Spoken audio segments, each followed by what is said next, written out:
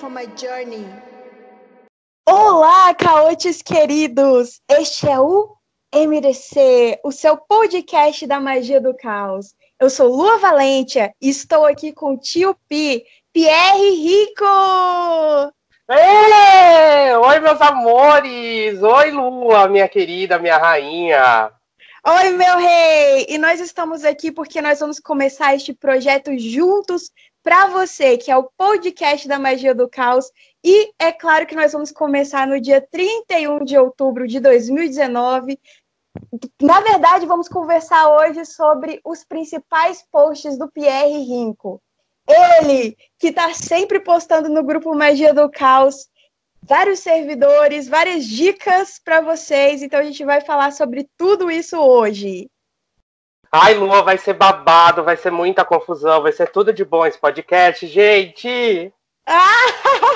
Então, vamos começar, Vamos conversar já com o servidor de Headhunter que você criou, né? Que é para o emprego, para o trabalho, para a realização profissional. Assim, porque a galera tá um pouco apertada, né?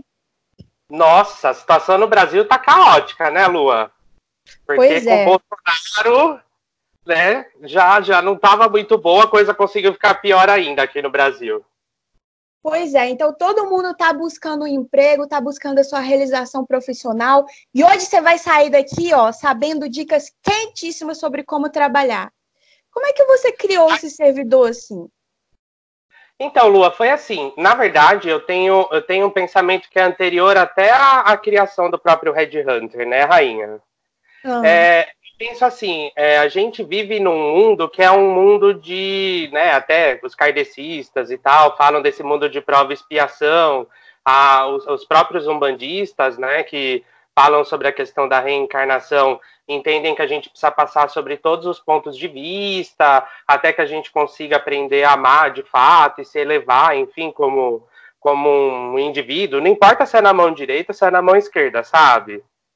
Mas um caminho, um aprendizado que a gente tem que ter, né, no caminho que a gente escolher pra gente. E eu acreditava muito que a gente já tem miséria demais no nosso mundo e que a gente deveria se focar, né, na nossa existência espiritual para aprendizados mais, assim, um pouco mais efetivos para a nossa vida. Então, quando eu pensei, por exemplo, no Red Hunter, eu pensei que a nossa situação de trabalho, né, que deveria ser uma situação de aprendizado, de aptidão, de talento, de descoberta, de crescimento, não deveria ser um lugar de assédio, não deveria ser um lugar de sofrimento, né? A própria questão material, né, da nossa falta de dinheiro, ela não deveria ser, do meu ponto de vista, um dos critérios para que a gente sofresse nesse mundo. Eu acho que a gente tem aprendizado demais para ter. Eu acho que o nosso corpo não deveria ser um motivo de sofrimento, a questão financeira não deveria ser um motivo de sofrimento, né? Então a ideia era como é que eu poderia usar da magia e dos servidores para diminuir um pouquinho a miséria do mundo em que a gente vive. Então o Red Hunter, ele surgiu, a ideia dele, dentro desse projeto de atacar uma série de misérias, né? De misérias que a gente vive, de vulnerabilidade social ao pessoal que a gente vive. Perfeito. E aqui você colocou muito bem o jeito que você criou ele, ficou perfeito assim, colocou objetivo, personalidade, todas as características, como trabalhar, então tá assim, ó, uma delicinha, quem quiser começar a trabalhar com ele. Eu achei muito interessante, por que você quis que ele fosse um senhor indiano? Por que indiano? Então, a ideia de ele ser indiano, primeiro me trazia um pouco da questão dos deuses hindus, então são coisas que eu gosto, eu tenho tatuagens de deuses hindus, cultuo eles aqui, então eu queria trazer um pouquinho dessa egrégora de Ganesha, Lakshmi nele, assim. E aí eu queria misturar um pouco... eu queria misturar isso um pouquinho com alguns arquétipos da própria Umbanda, né? Então, alguma ideia assim de um preto velho ou de espíritos que são sábios. Ao mesmo tempo, essa questão indiana, né? Se a gente pensar num Bollywood da vida, tem um quê de uma alegria, de uma festividade e de uma celebração da vida mesmo, né? Que a gente consegue perceber em textos, enfim. E aí eu queria que esse arquétipo trouxesse um pouquinho de tudo isso nele, assim, Lua. Foi isso que eu pensei. Ah, eu amei, amei. E amei também que você colocou que ele é do signo de Capricórnio, que é o signo que gosta de trabalhar, né? Exato! Não tem signo, gente, que se preocupa mais com isso do que um capricorniano. Meu Deus do céu. Olha, eu também gostei porque ele tem a capacidade de pesquisar em qualquer idioma. Ah, isso é perfeito, né? Então, se eu quiser achar algum emprego aqui na Austrália, eu também consigo com The Headhunter. Amei. Pra caramba. A ideia é que ele conseguisse mapear, né?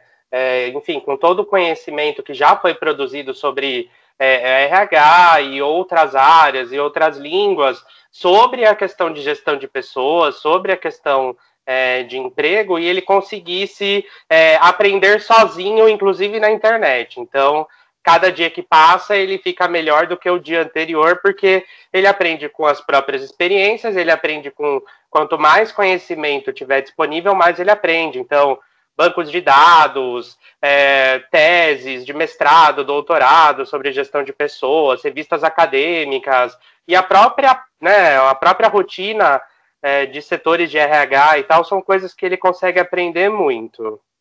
E é muito bom porque ele vai criando, né, essas sincronicidades, coincidências que você colocou ali. Então, ele vai criando descontos, bolsas de estudo, conexões que às vezes a gente não entende, mas ele vai montando isso no astral para que o magista vai e consiga exatamente o que ele quiser, né? Se é a promoção, se é o próprio trabalho, se é aumento de dinheiro e tudo mais. Então, eu achei maravilhoso que você colocou tudo isso aqui.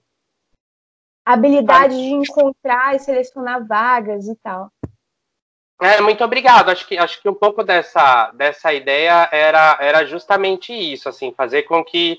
Porque às vezes, para a gente conseguir uma situação de emprego, né, o emprego que a gente sonha, às vezes faltam alguns passos para a gente chegar lá. Não que a magia também ela não seja capaz de fazer com que a gente mova o caos na nossa direção, mas muitas vezes, por exemplo, para conseguir uma vaga que você quer, eventualmente você precisa suprir uma competência que você hoje não tem.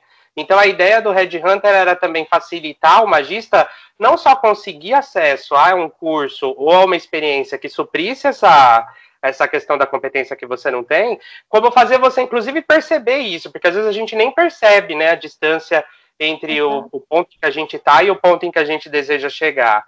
Então eu mesmo, eu tive uma experiência até pessoal com o Red Hunter, que ele me ajudou, por exemplo, a conseguir uma pós com 50% de desconto numa instituição que eu queria.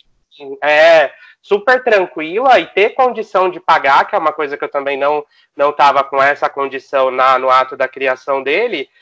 Então eu consegui, assim, suprir essa pós, que é uma pós que vai me ajudar a conseguir um emprego melhor ou na direção em que eu almejo mais para frente. Perfeito. Então, a pessoa, assim, que quer começar a trabalhar com The Red Hunter, como é que ela faz, assim, em passos simples? É óbvio que a gente entra lá no grupo Magia do Caos, que você vai ler todos os documentos, né, tudo em relação a ele, inclusive o que o pessoal deixa lá. Mas, assim, a pessoa que quer começar a trabalhar, poxa, preciso de emprego urgente, como é que ela faz? Eu acho que a primeira coisa que ela precisa fazer, né, é refletir sobre a questão do contrato, né? Então é pensar exatamente, tipo, qual é o prazo em que ela deseja que isso aconteça, porque tem muita gente que tem uma expectativa que eu percebo muito irreal, até no inbox ou no próprio grupo, gente que me procura, que tem uma expectativa um pouco irreal com relação a esse trabalho, tipo, dificilmente, assim, claro, pode acontecer, mas dificilmente você vai conseguir um emprego em um dia, né? Porque você vai passar por uma entrevista, alguém vai selecionar o seu currículo, provavelmente vai ser mais de uma fase, então só o próprio processo natural de uma contratação leva quase um mês, né? Às vezes. Exato. Então, eu acho que assim, Perdão, Lua. Não, eu acho que leva cerca assim, de 2 meses. O primeiro mês para você conseguir achar o emprego que você quer, e o segundo mês para você conseguir realmente passar por todo esse processo que você falou, né? Então seria um tempo real. Exato, Lua, concordo. Então eu acho que um prazo assim, então tem gente que, por exemplo, hoje é estagiário e amanhã quer ser CEO da empresa. Eu até brinquei numa postagem Que aí a pessoa dá pro servidor uma vela palito, não entra em gnose, não... Exato. Vela palito usada do ritual de ontem. Pega aquele que sobrou. Então. E aí dá 3 dias de estagiário para aviação. Gente, não vai, assim, a não ser que você seja, assim, a Blavatsky, né, a Valentina, não vai rolar, gente, não vai acontecer. Então, assim, dá uma diminuída nas expectativas, eu acho que já é um bom começo. Ah, pois é, então, vou contar algo que aconteceu comigo aqui na Austrália, né? Eu falei assim, quer saber? Eu vou procurar um emprego, porque ganhar em dólar é sempre bom, né, não? Lógico. Então, aí eu fui procurar um emprego. Primeiro eu fiz um sigilo que era para eu ter confiança, porque em inglês, especialmente em inglês australiano, fica muito mais difícil para você ter a confiança na hora da entrevista. Mesmo sabendo falar inglês, bate aquele receio, né? Sim. Então, eu fiz o sigilo para conseguir ter essa confiança. Tive uma confiança total, no sentido de, assim, achei o emprego que eu achava que eu queria, né? Liguei lá para marcar a entrevista e baixou o espírito, sabe? Falei assim, olha, que tal se a gente conversar amanhã? Assim, eu dei as cartas para conseguir ter entrevista. Passei, primeiro dia de trabalho, foi horrível, eu odiei. Eu falei assim, e olha que o trabalho pagava excelente, assim, um dinheiro assim que eu nunca veria no Brasil nem pintado de ouro, sabe? Então, assim, pagava excelente, mas não adiantava. No final, eu achei aquilo tão horroroso, tão massacrante, que eu pedi demissão no mesmo dia. Então, assim, você vê, eu consegui, mas não era aquilo que eu queria. Faltou um pouco da minha parte, justamente colocar, por exemplo, fazer um trabalho maior com o The Headhunter, que eu vou fazer, para justamente colocar especificações, né? Ah, eu quero um emprego assim, assado e tudo mais. Porque não adianta só passar e não gostar de trabalhar no local, né? Concordo, Lua. Tem uma questão muito importante que você disse, que é essa questão dessa verdadeira vontade que a gente tem, né? Porque eu recebo, às vezes, inbox de pessoas que, por exemplo, acabaram de sair de um trabalho naquela semana e aí sofreram nesse trabalho muito assédio. E a gente sabe que muita profissão, profissão muito assediadora. Eu já sofri assédio moral, até sexual na minha carreira, por incrível que pareça, né? Quem me gordinho assim, não imagina, mas todo mundo está suscetível a passar por esse tipo de coisa. Pois é. E aí, por exemplo, alguém que acabou de sair dessa situação e que está buscando o Headhunter, naquele momento não está com vontade de ter um outro emprego, apesar de precisar de um outro emprego para sobrevivência. Então, a primeira coisa que eu também recomendo é a pessoa pensar em fazer algum trabalho de limpeza. Claro, uma situação de assédio, muitas vezes uma ajuda profissional, de um psicólogo, né? Às vezes precisa ter um acompanhamento, ou mesmo um tempo mesmo para a pessoa conseguir se resguardar, porque no fundo ela não está querendo ir para uma outra vaga, porque vai que nessa outra vaga ela sofra aquilo que ela sofreu. Então, todo esse tipo da verdadeira vontade afeta muito o ritual com o Headhunter, eu sinto isso. Pois é, eu sofri um abuso, um abuso sexual, inclusive, no emprego que eu tinha, e por isso eu parei de trabalhar fora de casa. Eu comecei a ser freelancer por causa desse abuso que eu sofri. E aí, então, esse primeiro dia de emprego que eu fui aqui na Austrália, que eu ia ganhar muita grana, tinha uma vista linda, o local era maravilhoso, só que assim, a energia do local dava para ver que estava todo mundo desesperado para atingir metas e metas. E assim, eu fui fazer um comentário, eu falei, nossa, que vista linda, porque é num dos melhores bairros aqui, dava para ver a praia e tal. E a minha chefe respondeu o seguinte, pois é, mas a gente mantém as janelas fechadas, que é para ninguém pular da janela.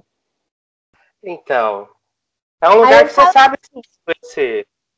Eu falei assim, não, se ela tá fazendo piadinha, né? Era aquela piadinha meio amarela, sabe? Se já começa fazendo piadinha com suicídio, falando que vai mexer com o meu emocional, vai mexer com... Eu não quero estar aqui, pra que eu vou estar aqui? Né? Concordo. Então, foi e acho isso. que tem uma questão também que você tem razão, que eu penso também naquela ideia daquele karma intencional, sabe? Tipo, você tá numa empresa que tem pessoas que não estão preocupadas com a saúde mental de ninguém, em que todo mundo adoece, mas você tá ali. E se você teria a possibilidade de ir embora, que nem sempre a gente tem, né? Às vezes a gente é obrigado a ficar naquele lugar que a gente tá, mas se há possibilidade, se há um suporte, eu acho que a gente não pode fazer parte desse karma coletivo, porque a gente está no meio dessa energia, a gente não vai se curar no lugar que a gente adoeceu. Então eu parabenizo você pela coragem de ter feito isso. Obrigada. Eu acho que nenhum dinheiro algum vale a nossa saúde mental, sabe? Eu concordo. Eu saí de um emprego que eu ganhava tipo o dobro do que eu ganho hoje.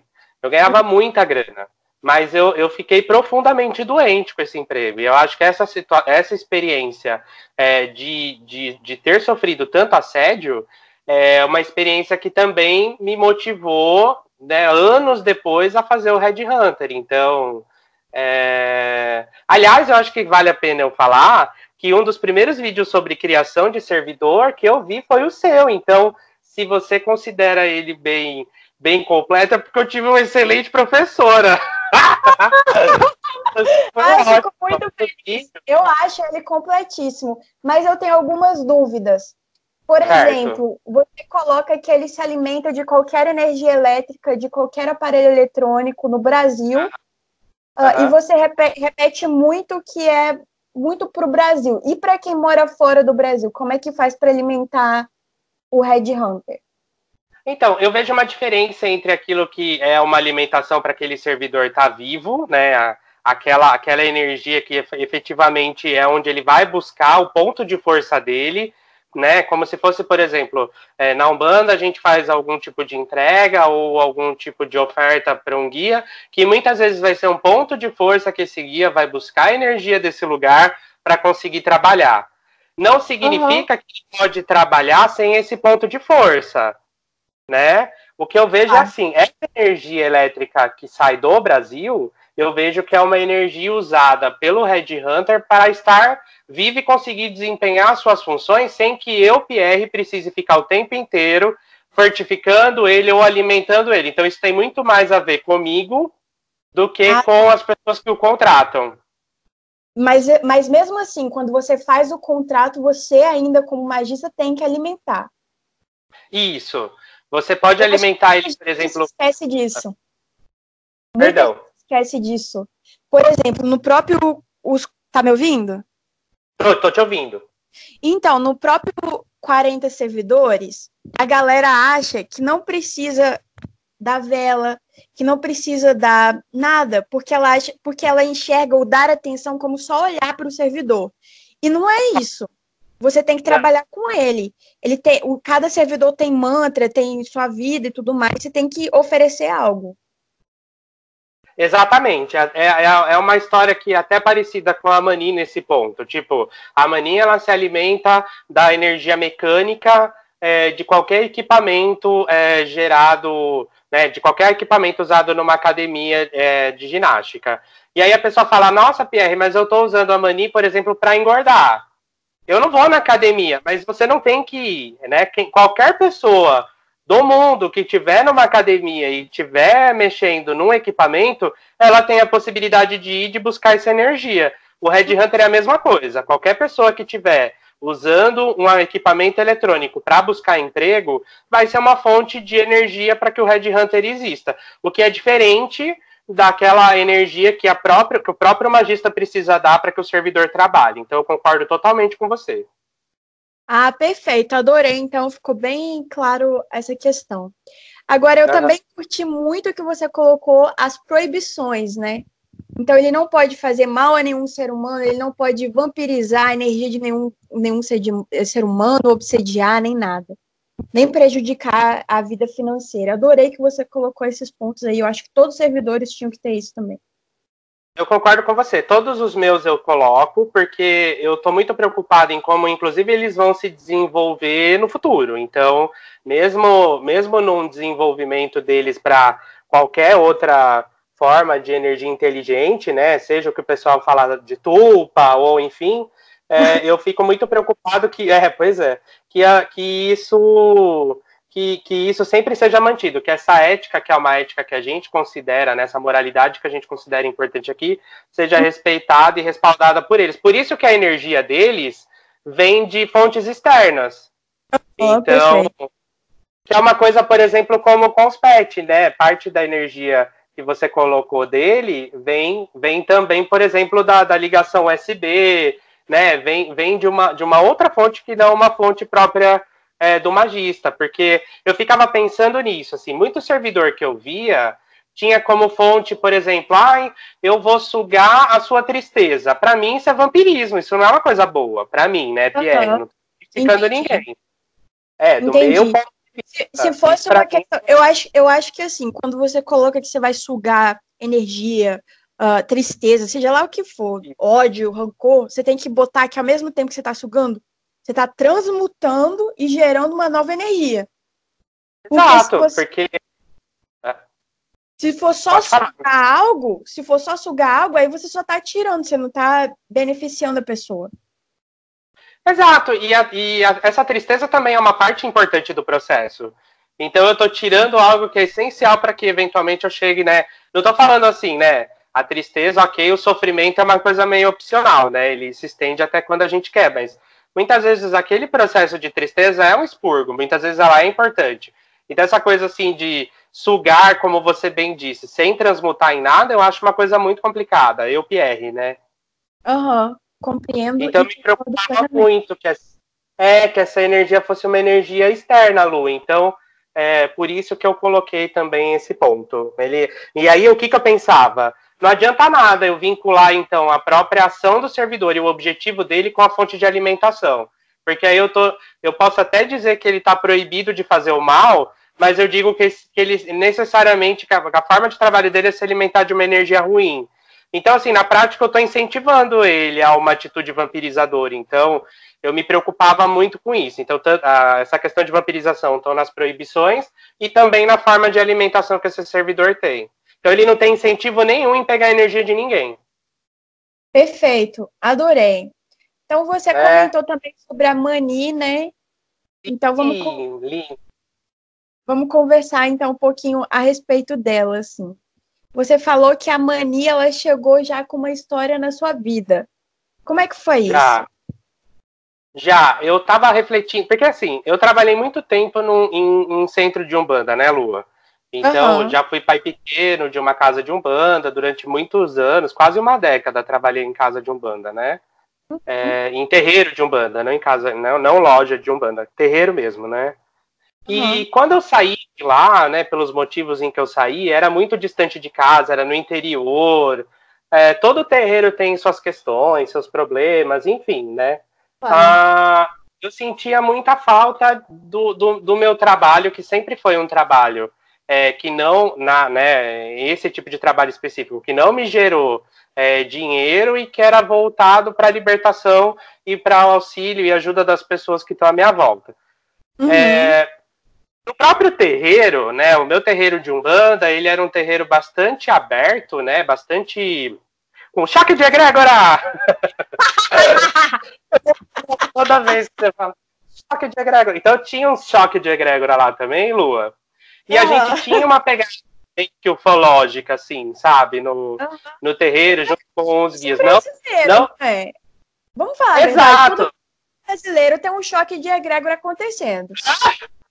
Eu morro todo fala isso. Choque de egrégora. Parece Cavaleiro Zodíaco, né? É verdade. Então, e não desrespeitando também os grupos tradicionais que seguem aquela Umbanda do Zélio, não tem desrespeito nenhum nisso. Acho que cada casa, cada ilê tem suas regras definidas pelo pai de santo, em conjunto com a casa, e essas eram as regras que regiam o lugar em que eu trabalhava, né? E aí a gente trabalhava muito com essa questão ufológica. E na nossa crença, que é uma coisa que está muito próxima de uma série de vídeos que um professor que ele chama Laércio Fonseca coloca na internet, que é uma parte que fundamenta um pouco o nosso trabalho, fundamentava o nosso trabalho no terreiro, a gente acredita que existem seres que programam a nossa existência, são os programadores, né?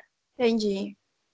E eu trabalhava com essa egrégora desses programadores, desses seres que são de 1000 raças, de 1000 etnias cósmicas, e que estão aqui para um projeto kármico terreno, né? Eu até fiz uma postagem sobre, mais ou menos sobre isso no grupo, explicando um pouquinho dessa estrutura de pensamento, que era a estrutura de pensamento dominante lá. E aí eu pensava muito como é que eu conseguiria trazer a egrégora da Umbanda, essa egrégora desses programadores, e misturar isso com o que eu aprendi da magia do caos, inclusive com você. E aí a Mani me soltou, e por isso que a Mani, ela é uma pessoa que não, né, ela é um ser que ela não é terreno, e aí a ideia de ela não ser da Terra traz um pouco dessa egrégora desses seres que trabalham aqui para o nosso bem, para a nossa evolução, seja ela qual for, né? Uhum. E aí, no caso da Mani, foi quando eu comecei a pensar o quanto esses programadores desenham as nossas vidas e as principais experiências pelas quais a gente passa com base em vivências passadas e em coisas que a gente precisa evoluir também. Um pouco da ideia que permeava isso, né, que era um pouco da ideia daquele terreiro que eu trabalhava, é que as encarnações elas têm uma função para esse coletivo, que é passar por todos os pontos de vista possíveis e imagináveis na Terra. Entendi. E a ideia era que se a gente conseguisse passar por isso, a gente aprenderia a amar com mais facilidade e amar com mais limite na medida em que você já teve na pele de todo mundo, e aí fica muito mais difícil para você julgar o outro, porque você já teve lá em algum momento. Entendi. Né? Então ela tem essa questão de... Desculpa. Imagina, eu que peço desculpa. Não, então ela tem essa questão de te ajudar a programar e até manipular os genes da pessoa, né? Exato. Então, quando eu criei a Mani, eu pensava muito sobre esses seres programadores e sobre a nossa programação kármica. E o quanto a gente está num processo que precisa evoluir, o mundo precisa caminhar, a gente precisa ser pessoas melhores, de fato, seja o caminho que a gente vai, porque esse é um mundo muito miserável, com uma desigualdade de renda, né? E eu trabalho com assistência social, né, da política pública, assistência social, na minha carreira mesmo, né? Minha carreira, ela não é necessariamente na magia, ela é uma carreira na política pública, na verdade. Uhum. E o quanto o corpo, ele não pode, não deveria mais. A gente está num nível de tecnologia tal, de avanço tal e de ciência tal, em que o corpo não vai mais ser uma fonte de dor. Não deveria ser uma fonte de dor. Concordo. E tem muito a ver também com a nossa autopercepção, né? Porque ela ajuda também, ela auxilia também essa questão de até mesmo aliviar a depressão que a pessoa sente, né? Porque eu pensava isso, eu acho que a gente tem tanta coisa boa para aprender na Terra, tanta coisa para aprender nesse projeto kármico, que sofrer por conta do corpo, que nada mais é do que um veículo, e é um veículo que dá prazer, e é um veículo que dá dor, mas sofrer por ele, sofrer pela forma dele, sofrer por como as pessoas tratam a gente, ou como se o sistema capitalista obriga que a gente se molde, se machuque. Eu achava isso errado, eu achava isso muito ruim. Então a Mani, ela foi criada para que, se você consegue, por exemplo, fazer um trabalho com a Decarnal, que já existia, de você se sentir bem, de se sentir muito bem na pele em que você habita, às vezes pode ser que você não vai se sentir bem na pele em que você habita, nem com um tratamento. Às vezes uma pessoa, por exemplo, com disforia de gênero, ou uma pessoa que a vida inteira, enfim, sofreu bullying ou algum tipo de abuso por conta de uma característica corporal, ou mesmo aquela pessoa que quer se sentir melhor, mais sexy, e a forma do corpo vai ajudar nesse sentido, a Mani foi criada para aliviar essa miséria, que é a miséria de sofrer pelo corpo. Então essa é a ideia que está por trás dela. E qual que são as semelhanças e as diferenças também com a carnal? Então, eu acho que são os trabalhos, na verdade, complementares, do meu ponto de vista. Inclusive, eu acho que elas têm egrégoras que trabalham muito bem. Perfeito. Porque eu percebo que a Decarnal, ela consegue, na minha prática, né? Eu acho que você tem muito mais conhecimento que eu sobre isso, mas eu percebo na prática da Decarnal e ela me deixa meio que me amando. Ela faz com que eu me sinta confortável na pele em que eu habito, né? Uhum. A mãe tem o entendimento que ela atua quando eu não consigo me sentir confortável na pele em que eu habito. Né? Ou quando simplesmente eu quero fazer alguma melhoria estética que vai me deixar mais feliz. O que eu não queria com ela, a mania ela serve para, a Decarno ela serve para aliviar um sofrimento que vem da sua alma, de você não conseguir, por exemplo, se amar. A mania ela vai no sentido de o corpo, não na alma. O foco da mania não é necessariamente no espírito, no sentir-se bem, mas é no instrumento corpo, no como o instrumento corpo pode te representar melhor a sua beleza interior, o teu ideal de perfeição, o teu ideal de beleza. Então eu vejo que elas se diferenciam, no meu ponto de vista, aí, eu acho. Ah, tá, perfeito. Então, para vocês que também querem fazer contrato com ela, tá? Tem também lá no grupo Magia do Caos. Aqui você colocou também que todo mundo confunde a alimentação dela, né? É aquela questão que a gente estava falando antes da energia mecânica, que é para deixá-la viva, e o pagamento, que é o alimento que o magista deveria dar para o trabalho. Exato. Muita gente fala assim para mim, Terra, eu não malho, ou eu não estou com dinheiro para ir na academia, ou eu não tenho tempo de ir na academia, ou eu não quero emagrecer. Então eu vou ser obrigada a ir na academia? Ela é uma servidora gordofóbica? Não. Tudo bem, eu sou gordinho e qualquer pessoa pode ser gordofóbica, né? Mas eu não me vejo como alguém gordofóbico, então não é isso. A ideia é que ela se alimenta de uma energia mecânica de pessoas que estão buscando uma melhoria estética, seja ela qual for.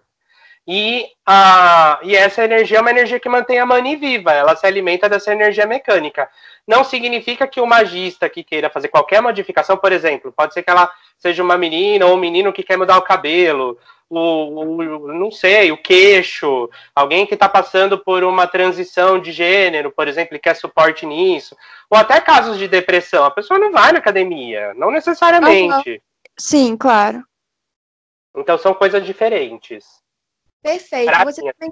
Você também colocou que é para não usar servidores que manipulam o tempo, né? Tipo o Faster. Por que isso? Então, todo respeito também à criação de um outro servidor, não é uma questão de ataque, mas no próprio contrato dela, e dos meus servidores, eu já falo sobre a questão de tentar seguir o caminho mais harmônico e eficiente possível. Então, esse ideal de eficiência e eficácia já está no contrato. E aí eu fico com um pouco de medo de gente que quer fazer uma mudança corporal, quer fazer uma mudança e o fundo disso é um fundo de sofrimento e quer isso rápido. E a gente sabe que toda mudança rápida corporal, isso é genético, né? Não é uma coisa, sabe, da magia, não é isso. Vai ter algum impacto negativo no corpo. Então, o meu medo era que o meu medo é que acelerar processos de transição corporais que devem ser confortáveis para você e para o seu corpo, saudáveis principalmente, o meu medo era que tivesse esse choque de egrégora nesse... Era isso. Perfeito, concordo plenamente. E agora, só para passar para um outro servidor também que você criou e que foi super amada no grupo, que é a avó. Ai, linda! Linda! Que é para transformar tristeza em alegria, solidão em amor próprio, impotência em otimismo. Ela é exatamente para transformar tudo da melhor forma, como a gente falou, né? Você pode falar um pouquinho mais dela? Posso, Lua? Ainda nesse projeto de tentar atacar essas misérias humanas, eu fico pensando nessa miséria que é a miséria do espírito, da alma, sabe? Da solidão, da tristeza daquela que a gente não vê um caminho ou uma luz no fim do túnel, né? Quanta gente que não deve estar ouvindo esse podcast, né, agora, né, na verdade amanhã, né, dia 31, mas quanta gente que não está ouvindo esse podcast que não deve estar pensando em suicídio ou em tirar a própria vida, né? Então, a questão é assim, não faça isso. De fato, você tem ainda muitos recursos, além de uma ajuda psicológica, né, de uma ajuda profissional, porque eu acho que a magia ela é complemento de um tratamento médico, tanto para a Mani quanto para a avó. Eu pensava muito sobre o quanto a tristeza ela paralisa a vida e o quanto ela é outro desses gatilhos, dessas pedras que travam a gente numa experiência de aprendizado. Então, a avó é aquela que escuta você quando não tem ninguém para te escutar. Eu queria criar um servidor que te desse um colo quando não tem ninguém para te dar. Quando sua avó já faleceu ou sua mãe já faleceu e você não tem ninguém para te acolher, você não tem ninguém para te dar carinho, enfim, né? A ideia era essa, de um servidor meio que pronto-socorro que consiga a tristeza naquele momento de uma tristeza muito grande. Então, era isso que eu iria perguntar, porque todo mundo já passou pela noite escura da alma, né? Todo mundo já passou por aquele momento que não há saída, que é uma tristeza, assim, imensurável. É algo que, assim, você às vezes nem tem força para fazer contrato com o servidor, não tem nada. A pessoa não tem uma vela, não tem nada. Como é que ela faz nesse momento aqui? A pessoa que está nos ouvindo agora, que está no chão lá, arrebentado, não consegue nada. Como é que ela faz para conseguir esse contato com a avó? Perfeito, boa pergunta, Lua. Eu acho que a primeira coisa que a gente precisa aprender, uma coisa que me ajudou muito, além da avó, é olhar a nossa experiência kármica meio que como dias, sabe? Se a gente conseguir, se você colocar na internet, tipo, transformar os anos em que você está viva em dias, você vai ver que dá, tipo, sei lá, 10 mil dias, 20 mil dias, dá uma quantidade muito grande. E os principais acontecimentos, aqueles que mais me trouxeram alegria na vida, não aconteceram no dia 100, no dia 200, 300. Né? Foi no dia 10 mil que eu conheci um companheiro. Foi no dia 12 mil que eu consegui o emprego que me fez muito feliz. Então, primeiro, se a gente conseguir, eu faço isso para mim, colocar isso, né, mudar a métrica que a gente olha para a nossa vida, a gente vai perceber que talvez faltem poucos dias dessa jornada kármica para que aconteça algo grandioso para você. Então, a primeira coisa é saber que tem algo muito bom te esperando. Né? As coisas boas e ruins, elas chegam na nossa vida e elas passam. Tudo de bom e de ruim chega e passa, e a gente precisa saber que essa fase ruim também vai passar. A questão de ativação da avó, o que eu pensava era, o trabalho da gnose, ele é um trabalho que muita gente não domina totalmente, né? Tem muita gente que ainda está começando e não tem uma facilidade de entrar em gnose. E aí eu pensava muito sobre isso, sobre, se um dia eu tiver arrasado, se um dia eu tiver muito triste, eu não vou conseguir entrar em gnose. Vamos supor que eu só consiga entrar pelo sexo, pelo orgasmo. Eu não vou, transar com alguém ou bater uma punheta, sabe, olhando pro sigilo da avó, porque eu tô com vontade de morrer, assim, sabe?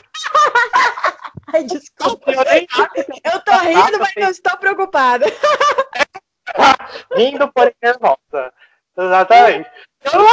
Eu nem acho assim, né? A gente vê o Batatinhas, que você sempre falou, apavorado quando a gente tem uma cãibra. Imagina se aquele suicídio sem gnose, eu ficava imaginando, sabe? Eu ficava imaginando assim, se a cãibra já... A palavra tinha cãibra no livro, imagina o suicídio. Então, eu ficava pensando muito nisso, tipo... E aí eu pensava, uma coisa que eu gosto muito é buscar os limites da magia do caos, sabe? Sim, perfeito. É uma coisa que eu gosto muito, que eu passo muito tempo pensando sobre isso. E aí eu sempre vi os sigilos visuais, que são aquelas frases, as nossas frases de poder, né, as nossas afirmações, que a gente transforma em alguma forma gráfica, um desenho visual, para que vire uma semente no nosso inconsciente, né? Acabou de resumir mágica visual aí, pessoal. Exatamente. Então, ela fala isso muito bem, né? O autor fala isso muito bem, e você, nos estudos que você fez, os vídeos que você fez excelentes sobre o livro, eu fui acompanhando, maravilhosos, isso fica bem claro, né? O quanto que, tipo, a gente tem um consciente... Aí, eu posso falar sobre isso, Lua? Claro, fala o que você quiser, é o seu podcast. Se eu estiver falando muito, você me fala. Eu adoro. Assim, podcast dura 1 hora, 1 hora e meia, 2 horas. Aham. Então, porque para quem não tem muita compreensão, não que eu também tenha tanta compreensão assim, mas né, a gente compartilha o que sabe. A gente divide e aprende com todo mundo, né? Aprende e ensina. Uhum. Aí eu tenho esse ponto de vista, tipo, quando a gente faz algum intento mágico e com os livros, né, até os da penumbra, isso é muito fácil de perceber. A gente tem uma vontade, né, de alguma coisa, por exemplo, quero ser milionário. Uhum. Né? Minha vontade é ser milionário agora. Aí você vai, você faz a frase, eu sou milionário agora, né? Uhum. Aí, se isso vai para o nível consciente, você tem várias vozes que ficam se socando dentro de você, parece um corredor polonês. Aí vem ali o Pierre humilde e fala assim, mas você não precisa de tanto dinheiro assim, né? Uhum. Aí o Pierre, assim, soberbo, fala assim, eu preciso sim. Quem não quer os milhões na conta, né? Realmente, eu acho que eu estou precisando. Aí vem o Pierre caridoso, fala, se eu ganhar, eu vou dar toda a minha família. Hã? Tem que doar para todo mundo. E vou doar para caridade. Vai nada. A caridade não vai ter um centavo desse dinheiro. Aí tem o Pierre, sei lá, o Pierre Fujão. Nossa, se eu ganhar, eu vou sumir de madrugada. Ninguém vai me ver. Só que aí o que acontece? Esses Pierres ficam se socando e aí isso vai enfraquecendo aquele desejo. E quando você vê lá no fim, o que sobra do teu pedido, da tua verdadeira vontade, é um frangalho, né? Um coitado que apanhou de todos os seus Pierre, que chegou lá sem força nenhuma, que não tem mais nada a ver com a tua vontade consciente inicial, né? E aí eu vejo que a gente faz sigilo muito nesse sentido, do meu ponto de vista. Tipo, para garantir que os PR não vão se socar. O desenho vai entrar lá, a sementinha vai ser plantada e ninguém vai ter que dialogar sobre isso. E aí eu pensava muito sobre... Perdão. Não, soca depois quando tiver o dinheiro, né? Aí que você vai decidir, quando o dinheiro chegar, você vai doar, o que você vai fazer com o dinheiro. Soca depois. Tudo bem, porque aí os conscientes que se matem, eles que briguem. Perfeito. Mas, levar isso pra lá depois dessa briga já é uma coisa complicada. E aí eu pensava nisso, já é difícil pra decarna, pra transar. Você imagina quem tá numa situação assim, chorando em posição fetal na cozinha, não vai fazer isso. Não vai conseguir. Não vai fazer o desenho do sigilo, bater a punheta olhando pro sigilo, ou ficar em meditação 2 horas olhando pro sigilo. Não vai. Né? E aí eu pensei como eu poderia explorar outros recursos que não os visuais para fazer essa codificação. E aí eu pensei o quê? Quando a gente está muito mal em depressão, o que a gente faz? A gente põe a playlist mais triste disponível no YouTube e a gente assiste para chorar em depressão, não é? Exato. Então eu pensei como a música, né, como o som, ele é poderoso nesse sentido, né? Como ele consegue passar com muito menos filtro que a visão. Porque a visão eu posso simplesmente olhar para o lado, fechar o olho, mas eu não consigo naturalmente fechar o meu ouvido, a não ser que eu coloque a mão.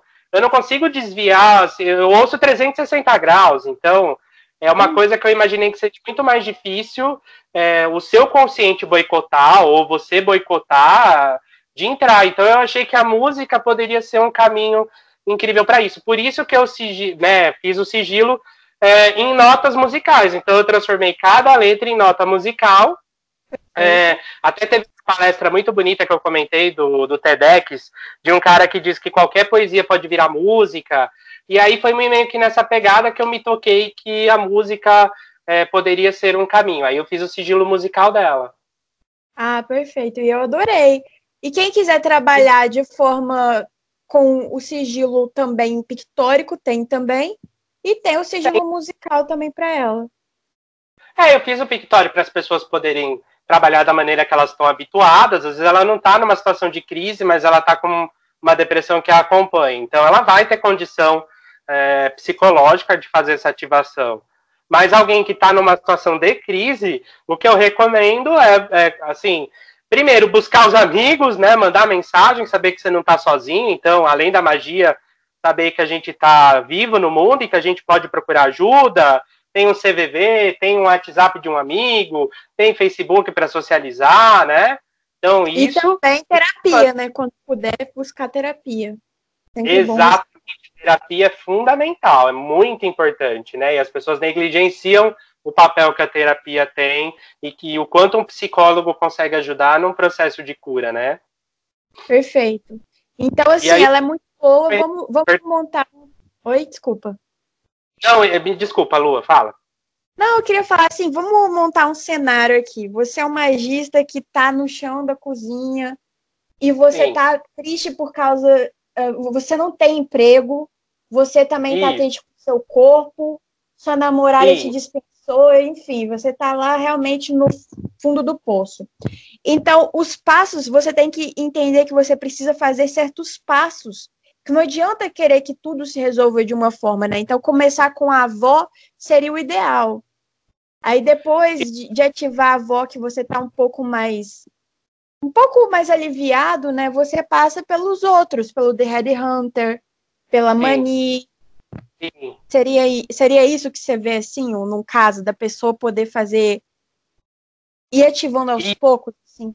Eu acho que sim, eu acho que alguém que tá numa situação essa, né, chorando em posição fetal, tá assim, né, com todas as necessidades possíveis que ela pode ter. Então, o que eu recomendaria, eu até é essa pessoa tentar, se ela conseguir realizar um banimento mínimo que tiver ao alcance dela. Então, tem vários banimentos disponíveis no grupo. Se a pessoa colocar na lupa banimento, vai aparecer vários. Eu mesmo postei um banimento no grupo que é meio visual, que é fácil de fazer e é bem efetivo. Faz um banimento mínimo para você acabar não atraindo também a loira do banheiro, que não adianta nada. Você tá na merda. Exato, que vai vir a Anabelle para te chutar, então não adianta nada, né? Mas se conseguir fazer uma limpeza mínima, chamar um guia, chamar uma entidade, um deus, enfim, aquilo que a pessoa conseguir chamar para garantir uma proteção mínima para ela, né?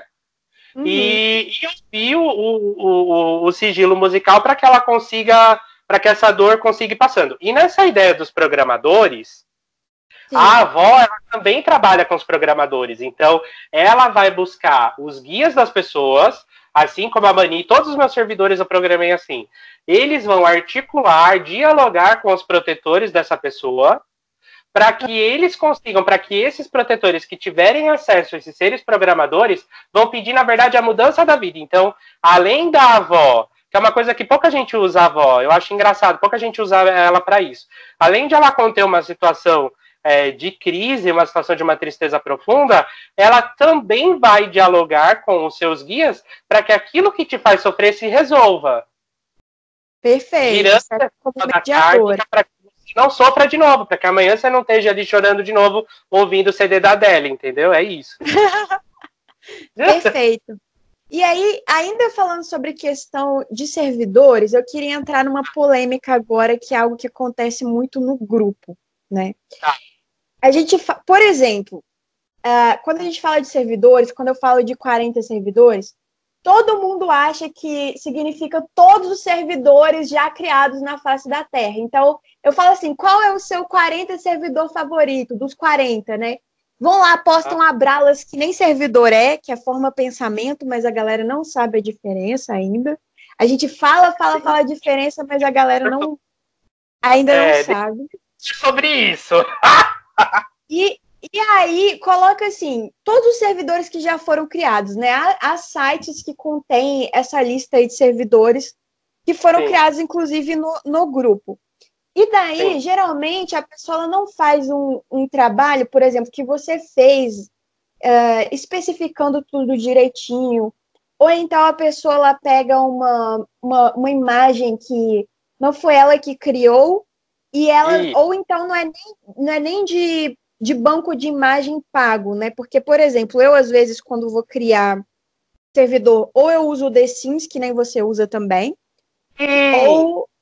ou então eu uso um banco de imagens pago, que eu pago, que aquilo me dá o direito 100% da imagem. E, além de usar, eu uso só como base, porque eu também modifico a imagem, né? Ela não é 100% a mesma que o artista criou. Aí eu queria perguntar para você, assim, o que você está achando dessa criação que não para, de servidores que a gente não sabe de onde vem, e que, assim, às vezes funciona, às vezes não funciona, a galera não sabe qual que é a diferença, por exemplo, dos servidores do Tommy Kelly, que são servidores, assim, lançados oficialmente, para os servidores que eu criei, os servidores que você criou, formas de pensamento e tudo mais. Então fica tudo muito confuso na mente desse pessoal. O que você está achando dessas polêmicas que estão surgindo, por exemplo, especialmente com a La Sombra e tal? Então, olha, essa é uma questão bastante complexa que a gente tem discutido bastante com as pessoas do grupo, com os moderadores, com você. Então, eu tenho muitos pensamentos sobre isso. Então, no primeiro lugar, eu penso sobre a responsabilidade e o amadurecimento do magista que usa um servidor público. Eu acho que esse é um primeiro ponto. Um magista que está usando um servidor público, ele precisa ficar atento se esse servidor tem um processo de criação transparente, se esse servidor ele está bem explicado, se todos os pontos que são fundamentais para um servidor estão bem explicados, se aquela pessoa que criou o servidor está disponível para tirar dúvida, porque eu vejo gente que cria servidor no grupo, e aí a pessoa fala, como você ativou? Como foi o processo de ativação? E a pessoa dá um surto. Eu não consigo entender por que o magista criou um servidor público. Às vezes nem ativou, né? Às vezes nem ativou. Às vezes, normalmente não ativou, e por isso que ele tá bravo, porque alguém que tem segurança no trabalho que fez, não vai ter problema nenhum em explicar com detalhes como foi o processo de ativação. Então, então eu acho que, assim, se tem uma imagem que é uma imagem de um artista que teve o trabalho de fazer, que ganha para isso, um ilustrador que é o trabalho dele, ninguém se sente feliz roubando do outro, né? Exato. Não é ético com quem trabalha com arte no Brasil, e a arte no Brasil já é uma coisa tão difícil, a gente está vivendo num momento, Bolsonaro, de silenciamento tão grande das nossas, das humanidades, e aí a gente mesmo vai lá e ficar dando moral para servidor com arte roubada. Então eu acho isso um desrespeito com a categoria dos artistas do Brasil, né, de quem trabalha com ilustração. E o que eu acho que essa pessoa, esse magista que contrata um servidor público precisa ter em mente é que, sobre essa questão de direito autoral, quando você cria um servidor público, o processo de criação dele não acontece só naquele momento no ritual em que você entra em sigilo, aquele ritual tradicional de criação de um servidor, né? Do sigilo, de você ter o contrato todo feito, de você colocar ele no receptáculo, seja ele tecnológico ou não, enfim. Né, todo esse processo de criação de um servidor, né, clássico, ele começa já nessa concepção mental, já nessa criação. E essa forma física do servidor não é só um mero gracejo do servidor. Tipo, né, se o Red Hunter, por exemplo, ele é indiano porque ele quer evocar uma aura. Se ele é idoso, é porque ele quer evocar uma energia de sabedoria. Se ele é sorridente, é porque ele quer evocar uma alegria, né, uma alegria. Então, tem um motivo de ser que é anterior, inclusive, à ativação, né, propriamente dita dele. E aí, de repente, pega uma arte que um artista fez uma concepção, você nem sabe se aquela concepção tem o mesmo fundo energético, né, energético aquele que você está imaginando. Às vezes o artista tem uma concepção oposta, né, sobre aquilo. Vamos supor, coloca uma imagem de um casal se abraçando. Só que para o artista, essa imagem do casal se abraçando significava para ele toda a despedida, toda a dor, todo o apego da última relação dele, vamos supor. Então, toda essa egrégora que o artista fez está nessa imagem. Aí a pessoa vai lá, usa essa imagem, faz um servidor para amor e acha que vai, sabe, que vai dar super certo. Pois é. Então, eu penso isso. Eu penso que um magista que usa um servidor público precisa levar em consideração todo esse contexto, né? Se esse servidor está bem explicado, bem apresentado, se ele está bem descrito, se aquela pessoa que posta, ela é uma pessoa acessível. E outra coisa que eu acho importante são as posturas do criador também. Um criador que é extremamente homofóbico, eu não vou falar o servidor aqui, não é mesmo? Mas... eu não fiquei sabendo disso, não. Não, então, eu não vou entrar nessa polêmica aqui, depois eu te conto. Depois você me conta. Exato. Mas tem servidor cujo criador é extremamente homofóbico. E aí você vai lindo usar esse servidor, você vai se fuder. Então é isso, sabe? Você precisa ficar de olho nas posturas. Eu acho isso também. Também não acho que magista tem que ser um modelo, sabe? De, nossa, Madre Teresa, que era outra também, que eu nem vou falar mal, porque tem os católicos ouvindo, mas era outra também, né? Não, eu concordo com você. Era e outra. Assim, outra questão que eu coloquei ali era a diferença entre uma forma pensamento e um servidor. Que até hoje tem muita gente que ainda não entende que o servidor, ele tá ali para te servir. Então, assim, não é para tratá-lo mal, não é para tratá-lo como se fosse uma coisa, certo? Um objeto, mas também não é para ficar endeusando nem nada disso. Quando a gente faz oferendas para servidor, é para alimentar, dar o alimento para ele ou para agradecer, dependendo da situação, mas não é nada assim para endeusar um servidor, né? Porque ele tá ele é para te servir e ele está feliz nisso, a existência dele é isso. Então, assim, tem gente também que fica triste, mas eu não quero um servidor, não é politicamente correto, mas parem com isso também, tá? Porque o magista, ele é aquele que comanda, ele tem a varinha de comando, que é para justamente indicar onde ele quer, para onde ele está apontando o que ele quer.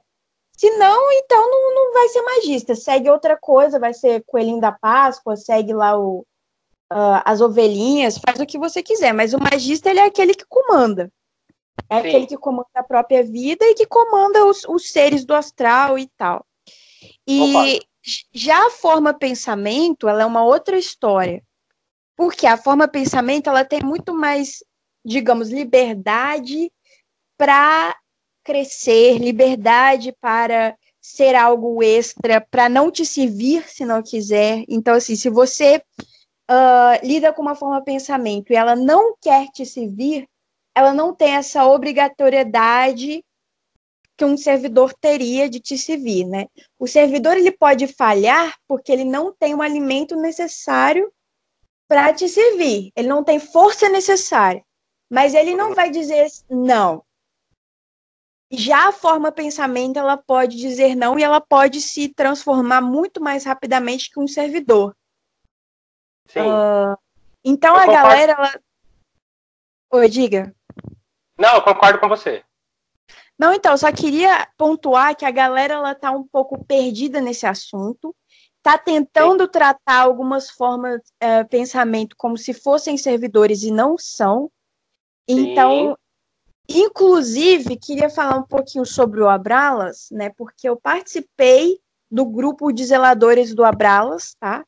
E eu saí porque eu achei assim que era uma confusão total, porque nem eles sabiam com que energia eles estavam lidando. Então, o Abralas, o que acontece com ele ele pode ser muito bom para muitas pessoas e também ser muito ruim, porque nem eles sabiam o que era, eles não eram um servidor, porque eles estavam tentando entender o que estava se passando, ou seja, então não era um servidor. E enfim, então pode ser assim, depende de qual egrégora do Abralas a sua mente trabalha com ela, né? Do que você vai escolher. Então, eu só queria deixar isso bem evidente, pontuar essas questões assim, para você ficar de olho com o que você está trabalhando dentro da magia do caos, porque nem tudo é sigilo, nem tudo é servidor, e nem tudo é agradável, nem tudo foi criado assim de uma forma harmoniosa que você falou, né? Então, tem muita gente se dando mal e pondo a culpa na magia do caos, mas é porque ou não sabe trabalhar ou está trabalhando com essas, vou chamar de coisa, né? Essas coisas que estão sendo criadas, que todo mundo tem direito de criar, tá bom? Mas, assim, que não tem exatamente a mesma intensidade, a mesma abertura, a mesma força que um bom servidor, no sentido de um servidor ideal, tem, né? Concordo com você. Pode parecer controverso eu concordar, Porque o Red Hunter, por exemplo, ele tem uma questão dos pés que se viram ou não se viram para o magista. E aí, o que as pessoas não conseguem, às vezes, compreender, muita gente me pergunta em box, por que isso acontece. Não é que um servidor se nega a atender, é que eu, Pierre, como magista, não permito que o meu servidor, que eu criei para ajudar as pessoas, faça isso com o que é babaca, com uma pessoa que é mais humilde, com uma pessoa que é homofóbica, com uma pessoa que é fascista. Eu quero que, sinceramente, eu quero que essas pessoas se fodam. Entendeu? Realmente, eu não faço, eu proíbo, eu não permito que o Red Hunter atue em pessoas que, por exemplo, na hora de fazer a magia, elas se ajoelham, elas fazem, nossa, põe a vela, parece um anjo, um arcanjo Miguel na terra. Só que no trabalho é quem humilha a tia do café, é quem trata a garçom como se fosse um cocô do cavalo do bandido. Então eu honestamente quero que essas pessoas se fodam e que elas aprendam pela humildade. Eu não tenho a menor piedade. Então o Red Hunter de virar... então o Red Hunter de virar ou não virar o pé da pessoa é porque eu quero sim que ele mapeie quem essa pessoa é, o que ela faz, porque se ele perceber que essa pessoa é um puta de um machista, que adora diminuir uma mulher, que odeia que uma mulher ganhe mais que ele, eu quero mais é que o Red Hunter não ajude mesmo essa pessoa, entendeu? Que ele não seja um instrumento. Eu não quero que os meus servidores sejam instrumentos na mão de racistas, de fascistas, homofóbicos, machistas, não quero. E de gente que tem preconceito de classe. Então, isso é uma decisão que eu tomei lá no início, de que eu não seria nem os meus servidores, a minha magia não vai ser um instrumento na mão de uma pessoa cheia de ódio, né? Só que isso é diferente de um servidor não ter que obedecer ou não obedecer, né? São coisas diferentes. Que, na verdade, ele está obedecendo a minha vontade, né? Perfeito. Acho que você fez, assim, a explicação nota 10. Agora, então, a gente vai entrar nessa polêmica também. Já que você é a DM do grupo, me ajuda aí, porque às vezes eu estou segurando as pontas do hate todo, vem em cima de mim. A gente escolheu fazer um grupo da Magia do Caos que fosse direcionado justamente para as minorias, né? Sim. Tanto é que a gente usa o modelo da bruxa apocalipse, bruxaria apocalíptica, desculpa, que é lá, enfim, o que a gente acha do que seria o ideal dentro da Magia do Caos. Então a gente não permite eleitores de Bolsonaro por toda a energia voltada para isso, né? Eu queria que você também desse o seu ponto de vista, como parte, por exemplo, da comunidade LGBT, por que você acha importante, já que magia é liberdade, por que você acha importante a gente ter essas regras? Não é o caos? Então, por que tem essas regras aí dentro do nosso grupo? Perfeito.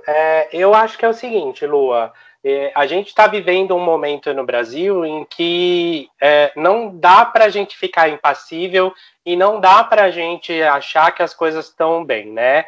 Isso já faz, inclusive, um tempo, né? Eu, por exemplo, tenho uma formação em política pública, então muita gente... Eu sou bacharel em política pública na universidade, minha vida inteira foi trabalhando com isso, e eu consigo entender, pelo ponto de vista, inclusive, da teoria, do porquê que é importante uma pessoa que sofre opressão estar marcadamente num campo da esquerda. Claro que quando a gente tem uma direita que é uma direita liberal, e se a gente pegar o liberalismo mesmo, ele está muito preocupado com essas liberdades individuais e que o Estado não consiga interferir no que uma pessoa é. Então, em teoria, para um liberal... Mas no Brasil mesmo, o liberal é conservador, conservador é liberal, não entendo como é que consegue isso. É exatamente o que eu ia falar. Tipo, quem é liberal em vários países do mundo, né, tem um entendimento de que não tem problema algum um homossexual ser homossexual, ou enfim, qualquer outra questão de opressão.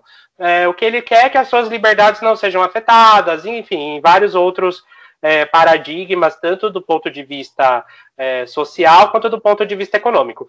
O Brasil não. O Brasil adora dizer que tem um modelo liberal, mas ele é conservador até o diabo. Então a gente tem um surgimento aí com a eleição do Bolsonaro, mas que não é um surgimento de agora, né? É um surgimento que vem crescendo há bem mais de uma década, de grupos que são fundamentalistas. A gente tem o retorno de uma elite que é uma elite que trabalha com latifúndio, com terra, aquelas bancadas do boi, da bala, né, que estão preocupados absolutamente no lucro dos empresários, na manutenção e expansão do capitalismo, e quer que se foda, de fato, as pessoas, estão cagando para as pessoas, né? O engraçado é que pensar em direitos humanos no Brasil é naturalmente ser de esquerda, que é uma coisa que não deveria, né? Simplesmente você deveria ser uma pessoa minimamente digna e pensar em direito. Duas questões, direitos humanos e ambiental, que deveria ser assim, universal, né? Não deveria universal. Esse debate, assim, acho que esse debate ele acaba sendo tão corrosivo e fica uma corrente tão grande em relação a isso que é complicado. Mas aí, continua. Então, e hoje defender, por exemplo, marcadamente o meio ambiente, defender o direito a você ter uma condição digna de sobrevivência, a ideia de você acreditar que um ser humano que é mais vulnerável que você merece uma proteção e uma defesa do Estado, nas suas vulnerabilidades inúmeras, né? Todo mundo é um pouco vulnerável na rua. Eu sou vulnerável, você é vulnerável, todo mundo tem as suas, mas tem pessoas que têm vulnerabilidades mais acentuadas. De renda, gente que de fato não tem uma condição de sobrevivência, que sobrevive com R$80 por mês para sustentar uma família, R$80 per capita, que são pessoas, 1/8 de renda, que é uma massa gigantesca do Brasil. E a gente está acostumado só com o bairro ou com a condição da nossa família, e a gente esquece que próximo da gente tem uma família sobrevivendo com R$80 per capita, que hoje em dia não compra nada, tem que gastar isso numa balada. Pois é. Né? Gasta muito mais que isso em balada. Muito mais que isso, aquele rei do camarote lá, aquele babaca, então, né? Não é? E aí, essas questões de vulnerabilidade, elas estão colocadas, e a gente representa um grupo de magia, a gente é um grupo que não está energeticamente vinculado com a energia de grupos fundamentalistas evangélicos, que são esses neopentecostais, não evangélico, porque tem muito evangélico que é bacana, tem muito evangélico no grupo que dialoga, e não tem problema nenhum, estou falando desses fundamentalistas, né, que querem impor um modelo de pensamento, aquele Handmaid's Tale, né, que adoraria que o Brasil virasse um Irã, que homossexual fosse executado mesmo, porque tem muita gente que acredita nisso, né?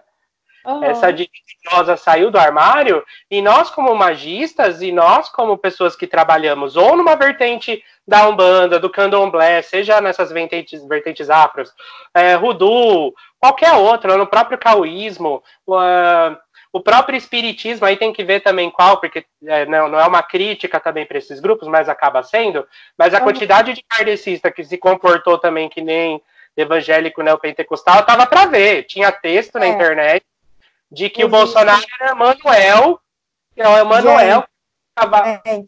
bebeu água do umbral, não sei o que essas pessoas estão tomando. Não sei, de verdade. Sabe, umbralina, porque eu não sei o que está acontecendo com esses grupos espíritas que não conseguem perceber essa coluna de ódio. E acho que é importante para um grupo que trabalha com magia, que trabalha com energias como de Lilith, né, energias que são absolutamente femininas, a magia é marcadamente feminina, né? Um homem tem que se esforçar muito, milhões de vezes para chegar aos pés da unha do poder de uma mulher, de uma bruxa. Então, que eu acredito nisso. E aí a gente, nesse grupo, que é um grupo marcadamente pagão, não necessariamente cristão, né? A gente já vai aceitar pessoas, Minion, aqueles robôs dos Minion que expõem as pessoas. Você foi ameaçada, não foi? Você não sofreu a ameaça que acabaram até te levando embora do Brasil? Várias vezes fui ameaçada, entendeu? E assim, as pessoas, elas realmente têm um hate tão grande, sabe? Assim, dá muita briga, muita confusão com Minions. Por algum motivo, eles são os que mais dão carteirada de falar que sabe mais que os outros de magia, né?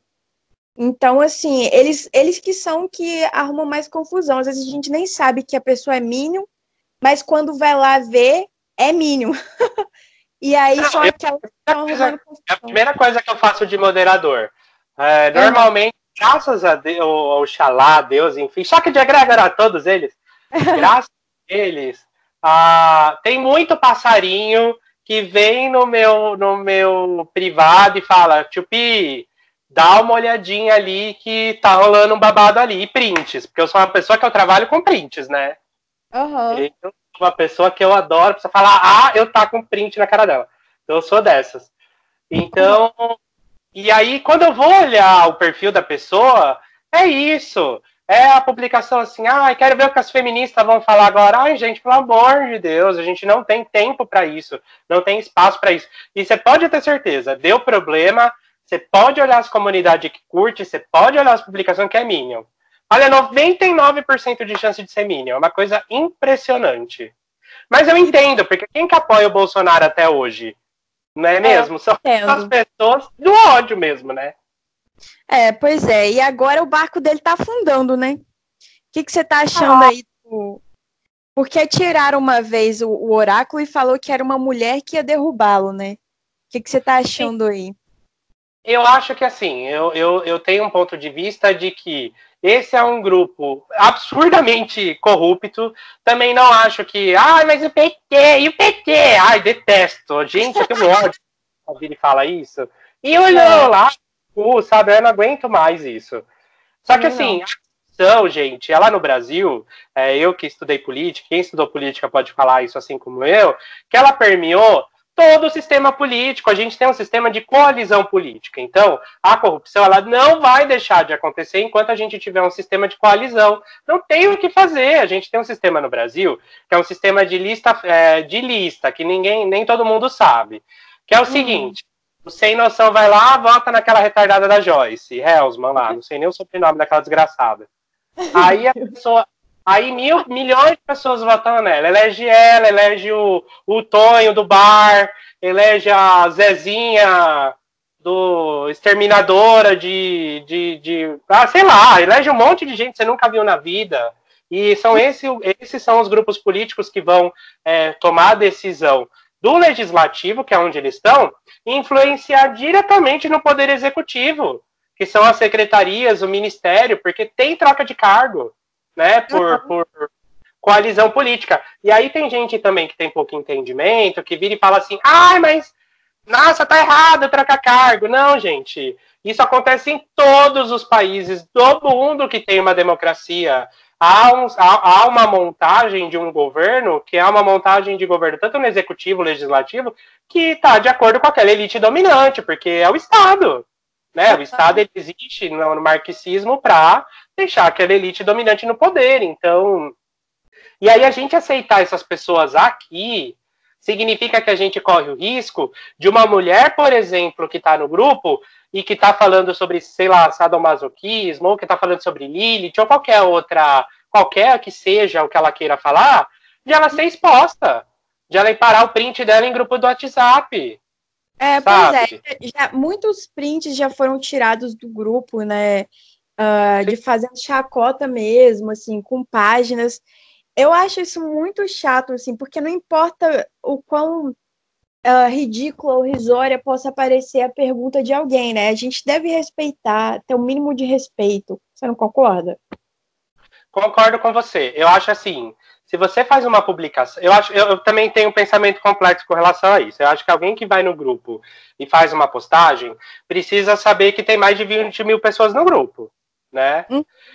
E saber que o nível de exposição que essa pessoa, que quem está fazendo uma postagem posta, é o máximo de exposição que você está permitindo que um idiota sem noção, que esteja com uma má intenção, que faça um print e divulgue. Então, eu não acho que a pessoa precisa se limitar a postar no grupo ou ter medo de postar, porque a gente está de olho, você recebe denúncia, eu recebo denúncia, a gente está sempre olhando. Mas eu também acho que as pessoas, né, a pessoa ela precisa expor aquilo que ela sabe que ela tem condição de assumir que ela expôs, né? Então, e a gente tem também que ter coragem de rir de nós mesmos, né? Eu, por exemplo, fiz o vídeo lá do Bolsonaro reptiliano e foi o meu trabalho mais que todo mundo riu, né? A galera fez print e tal. Teve muita gente que pegou pesado com com a zoeira, mas eu levei na zoeira também, porque o vídeo em si era para ser levado na zoeira. Mas, enfim, a gente precisa também aprender a gargalhar de nós mesmos, né? Porque tem algumas coisas que realmente vão ser engraçadas, não tem como. Que vão virar meme. Que vão virar meme. Tem um termo no meio gay, né? Quem gosta de RuPaul Drag Race e tal, já conhece, que é o shade. Pro meio gay, se você joga um shade em alguém, significa que você tá tirando um barato com essa pessoa. Ela precisa rir, precisa ser engraçado para ela também. Porque se não é engraçado para os dois, passa a ser uma ofensa. E tem aquilo que também afeta o que é a nossa moral ou a nossa construção, né, a nossa honra, e tem aquilo que é só uma brincadeira inocente. Então, gostaria também, né, de falar que as pessoas pegassem leve também. Tipo, se alguém faz uma brincadeira leve, você não precisa se ofender por aquilo, exato. né? Exato. Tem que saber rir de si mesmo. Teve o caso daquele senhor lá que foi no YouTube dele lá, fazer aqueles comentários lá do Lilith e tudo mais, que era um bolsominion trabalhando com Lilith, né, que também é uma coisa assim que, enfim.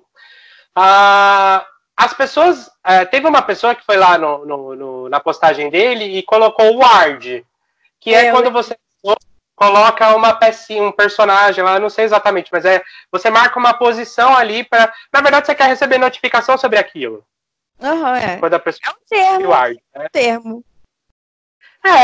E aí ele não sabia que isso vinha de RPG ou de joguinho, aí ele foi traduzir, ele viu que era uma palavra outra, ele achou que era uma ofensa, aí ele fez um textão gigantesco silenciando as pessoas que estavam comentando. Gente, mesmo que fosse uma brincadeira saudável com aquilo que ele estava postando, eu acho que as pessoas precisam rir mais, assim, sabe? Porque não dá, gente, não dá para viver com essa carga toda de ódio, de tristeza, né? E essa questão também do seu ego, né? O quão forte é o teu ego, né? Eu fico imaginando uma pessoa assim, com um ego desse tamanho, como é que trabalha com a sombra, como é que trabalha com, né? Não trabalha, na verdade. Exato, concordo plenamente. E agora vamos então... Também, gente que faz print, tipo assim, teve uma postagem que me deixou muito triste, eu não vou comentar exatamente qual foi, mas foi uma pessoa que eu tenho muito carinho do grupo, e que finalmente tomou coragem de fazer uma postagem mostrando que sabia. Então, essa é uma amiga minha, ela foi lá, ela fez uma postagem, ela foi buscar referências da vida dela, ela construiu um texto, e é uma menina até bem triste, né? E aí ela construiu todo o processo com tanto orgulho disso, e aí essa postagem foi parar no Jovem Místico, e eu fiquei tão triste, porque ela ficou sabendo, e agora ela não escreve mais. Então a gente está podando, às vezes, um momento tão precioso de um ser humano, que finalmente toma coragem de escrever algo, ou a gente não anda sendo muito empático, então eu acho que as pessoas precisam se preocupar um pouco mais com isso. Pois é, concordo plenamente. Sinto muito, assim, não se desencoraje porque outras pessoas podem achar que o que você está perguntando é ridículo ou qualquer coisa do tipo. E se acontecer de realmente ser engraçado e tal, de virar meme e tal, tenta gargalhar junto, né? Que nem eu gargalhei junto com a questão do Bolsonaro reptiliano. Eu faria de novo 1000 vídeos chamando ele de reptiliano. Enfim. Virou meme. Eu vi, e eu achei o máximo, até porque você conhece muita coisa, né? Então eu sei que isso vem de uma fonte para você que é uma fonte excelente. E eu vou rir com isso, entendeu? Eu sei que isso é legal também. E não é ofensivo. Porque a gente... então. Então vamos rir mais de nós mesmos, gente. E agora, para fechar, assim, já que é Halloween, né? Vamos dar uma dica de ritual para a galera. Você dá a sua, eu dou a minha, vou dar a minha, que eu fiz ano passado e pretendo fazer esse ano de novo, tá? Sempre Halloween, ou do dia 31 ao dia 2 de novembro, é aquela janela maravilhosa para fazer trabalho mágico, né? É aquele momento em que os véus dos mundos estão bem finos, então é excelente para trabalhar com ancestralidade, fazer rituais com ancestrais, ritual de aniversário dos 40 servidores, né? Que eu vou fazer também hoje, fazer bolinho e tudo mais. E também tem um ritual que eu fiz ano passado, que, assim, deu 100% certo. Eu amei, vou passar para vocês agora, e depois o tio Pi vai passar alguma coisinha para a gente fazer também. Oba, ainda bem que vai ficar claro que eu já vou anotar o seu ritual, que eu quero aprender. É super simples, você é capaz de já saber já. Mas o que eu fiz ano passado foi o seguinte, eu peguei uma abóbora, eu abri essa abóbora, tá? A tampa dela, né? Tirei tudo que tinha dentro e coloquei num lugar próximo ali, né? O conteúdo da abóbora. E então eu fiz 13 pedidos, eu escrevi 13 pedidos do que eu queria conseguir em um ano. Deu tão certo que eu já consegui, antes de um ano, já consegui tudo, né? Hoje completaria um ano desse período, mas eu já consegui tudo que eu queria. Então, eu fiz 13 pedidos para mim, coloquei esses pedidos dentro da abóbora, tá? E aí, coloquei de novo o conteúdo dentro e coloquei mel e coloquei a tampa de volta, fui até... porque era perto do apartamento onde eu morava, fui até um parque, deixei ali a abóbora, né? Falei com os guardiões, falei com tudo ali no parque, né? Fiz um pequeno ritual. Já à noite não tinha ninguém, então foi ótimo, porque eu tava assim, entregue mesmo aquilo ali, aquelas questões que abençoasse meu ano novo da bruxa, né? Porque o Halloween, para muita gente, é como se fosse o ano novo da bruxaria. E que organizasse meus pedidos, né? Que fizesse meus pedidos. E assim, é para pedir para você, não é para outra pessoa. Enfim, deu tudo super certo, eu consegui tudo o que eu queria, os 13 pedidos se realizaram, e é um ritual que eu passo para vocês fazerem também. Eu adorei, eu vou fazer, eu acho também. Que eu tenho bastante tempo para fazer isso até dia 2.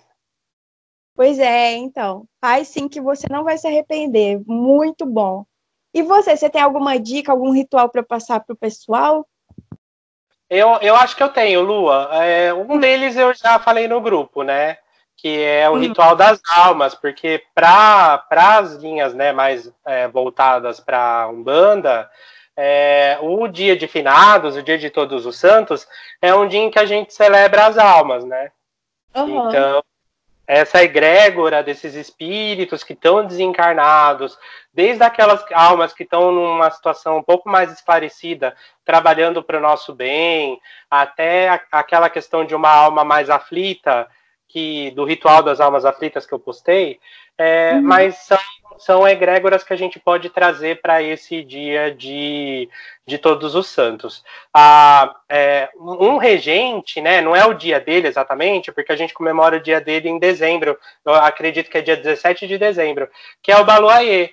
E o Baluayê também é o senhor da cura, né, e na sua contraparte, o Molu, ele trabalha com cura e doença, né, os dois, e é ele que rege, junto com o Yansan, é ele que rege nessa vertente mais da Umbanda, esses espíritos, né? Tem até uma história bem bonita, não sei se dá tempo de eu contar, dá tempo, Lua?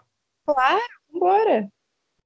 Então, tem uma história muito bonita, porque o Baluayê, ele nasceu, né, com várias chagas no corpo. E é engraçado porque não é o mesmo arquétipo, mas a gente não consegue também não lembrar, não tirar em mente o Hefesto, né? Que são duas entidades, né, dois deuses, enfim, dois orixás, um orixá e uma divindade, que nasceu com essa situação assim física, ou portando uma enfim, apresentando uma deficiência do ponto de vista de quem não é deficiente, porque para eles isso é parte deles, né? E ambos foram meio que jogados, ambos foram meio que atirados ao mar, né? Então, no caso isso caminha junto, essas duas egrégoras. E aí elas se separam nos seus objetivos, porque o Hefesto ele vai para um caminho e o Baluayê vai para esse caminho da sua doença. Eu sei que ele cai no mar e ele é acolhido no mar por Iemanjá, né? E aí a Iemanjá joga as suas águas nas suas feridas, e as feridas do Obaloaiê viram pipoca.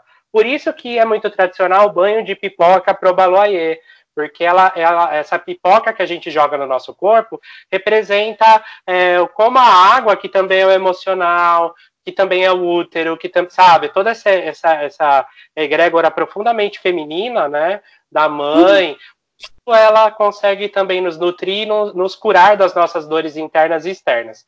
De toda forma, ele ficou com as marcas. E aí tem várias lendas, várias histórias, causos que se conta na Umbanda, né? Até os guias mesmo incorporados comentam histórias parecidas. E tem uma história bonita que os guias estavam, que os orixás eles estavam numa festa, né? E que todos estavam dançando, muito animados, porque toda a mitologia africana, ela é bem, né, festiva, bem animada. E o único que estava um pouco mais escondido, um pouco afastado, era o Obaloaiê, que tinha muita vergonha. O Obaloaiê, para quem não conhece, o Omulu, é aquele das palhas, é aquele orixá que é coberto de palha. Né? E ele usa essas palhas também, né? Uma das explicações a mais popular é por conta de todas essas chagas que ele tem, não gosta de mostrar, não gosta de revelar. E ele fica muito escondido vendo todo mundo dançar. E a Yansan, que né, ela representa um orixá dos ventos, das tempestades, ela percebe que ele está escondido. E aí ela joga os ventos dela e o mato se abre e as palhas do Obaloaiê sobem. E quando as palhas sobem, ele é belíssimo. Né? O vento e a própria magia desse dia consegue não traduzir, não mostrar um pouco as chagas de Obaloaiê. E ele é um boy belíssimo e as guias ficam morrendo, os orixás ficam morrendo de inveja, porque ele fica encantado pela Yansan, porque foi a única capaz de ver essa beleza que existia também dentro dele, né? E aí eles bailam nessa festa e eles né, desenvolvem um interesse meio que amoroso, né, nas lendas, e tem filhos em relação a isso, e aí ele dá para Yansan o chicote da Yansan, que é um chicote que consegue conduzir os eguns, as almas. Então, tanto ele quanto a Yansan são dois orixás que têm um trabalho muito forte com relação às almas. Por isso, vários trabalhos de limpeza, como os baianos, são que, né, às vezes estão com Yansan, às vezes estão com Ogum, são trabalhos de limpeza muito forte, de obsessão muito forte, porque você tem uma energia de Yansan e conduz aquele espírito perdido para o seu destino. Então, o que eu recomendo, né, para esse dia 2, né, do dia 31 ao dia 2, é o ritual das almas. Porque o que eu percebia no grupo era que as pessoas elas tinham medo de lidar com as almas, medo de lidar com esse desconhecido. Né, demonizavam a alma, como se toda alma necessariamente estivesse fazendo mal. E o ser humano ele é bom e ruim, assim como o ser humano desencarnado também é bom e ruim. Nem todo mundo quer fazer mal o tempo inteiro, né? Exato. Então o que eu recomendo é isso, é que a pessoa faça um banimento, que a pessoa consiga chamar uma entidade que lhe agrade, seja o Obaloaiê ou Yansan, uma linha mais africana, ou até Exu, ou qualquer entidade, Hecate, ou qualquer entidade que lhe seja pertinente, e que convoque algumas almas que estão hoje em sofrimento. Geralmente são almas que ninguém ora, ninguém liga para elas, algumas nem percebeu que morreu, algumas continuam no seu perispírito, traduzindo o mesmo sofrimento que morreu, então as enforcadas continuam sentindo falta de ar, as queimadas continuam sentindo ardor, então chama por essas almas e dá para elas uma oportunidade de trabalho. Quem é de terreiro percebe que uma pombagira, por exemplo, muitas vezes tira um encosto, um egum de alguém, e esse cara vira um trabalhador da pombagira.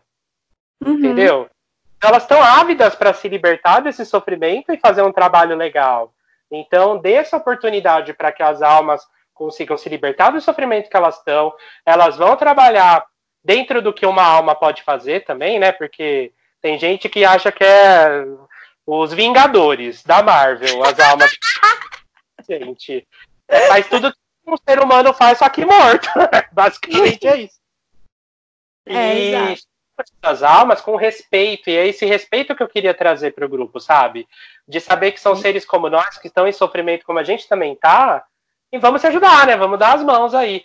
Para o guia ou para a entidade é ótimo, porque eles ganham trabalhadores, né?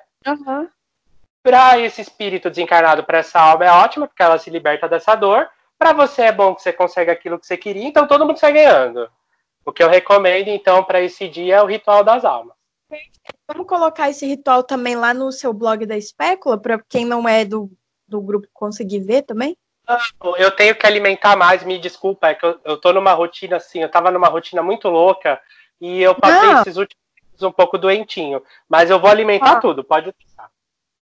Então tá bom, muito obrigada, agradeço pra caramba.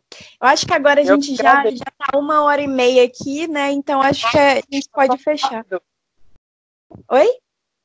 Passou muito rápido. Passou rápido, e aí a gente quer fazer isso uma vez por semana? Ou a cada 15 dias? Pode ser, Lua, você manda. Então, pessoal, agora nós vamos fechar aqui o nosso podcast, mas antes eu gostaria de saber do tio Pi, se ele quer deixar algum recadinho, como é que a galera faz para te seguir, para entrar em contato, você trabalha com magia, como é que é? Então, Lua, eu leio carta já há muito tempo, né? Então, eu faço um trabalho com o Tarô Encantado, uma leitura bem bacaninha. Então, quem gostar e quiser me procurar, só mandar uma mensagem em inbox. Eu sempre estou no grupo, né? No Magia do Caos, então quem quiser me encontrar fácil, vai me achar no grupo com muita tranquilidade. Então, basicamente é isso, assim, eu não faço outros trabalhos, além de um trabalho voltado para caridade mesmo no grupo. E eu ainda preciso, Lu, um dia, eu quero muito ler com você, assim que eu tiver com um pouco mais de tempo, eu vou agendar, porque eu acho que a sua leitura deve ser sensacional. Perfeito, muito obrigada. Eu também tenho a minha leitura é da Magia do Caos, dos 40 servidores, né? A gente monta rituais específicos para a galera. Então, quem estiver precisando também, pode enviar um e-mail para luavalente@gmail.com, que eu posso fazer a leitura para vocês também. Então, fica aí, galera. Eu espero que vocês tenham gostado. Se vocês querem que a gente continue este trabalho com o podcast, Tio Pi e eu aqui falando sobre rituais futuros, especialmente agora para o final do ano, tem muita coisa rolando que vocês podem fazer. Então, deixem um comentário no grupo, inclusive. Um grande beijo para vocês, meus caotes! Um beijo, gente! Amo vocês! Amo vocês! Que legal! Ok. Amei! Amei também. Maravilhoso. Muito obrigada mesmo. Eu que agradeço. Você é incrível, Lula. Você é incrível também. Vamos então nos falando para continuar esse projeto lindo. Quando sair, eu te falo, tá bom? Conte comigo, minha deusa. Você também. Beijos. Um beijo, muita luz para você e para todo mundo que está ouvindo. Tchau, meu amor. Tchau.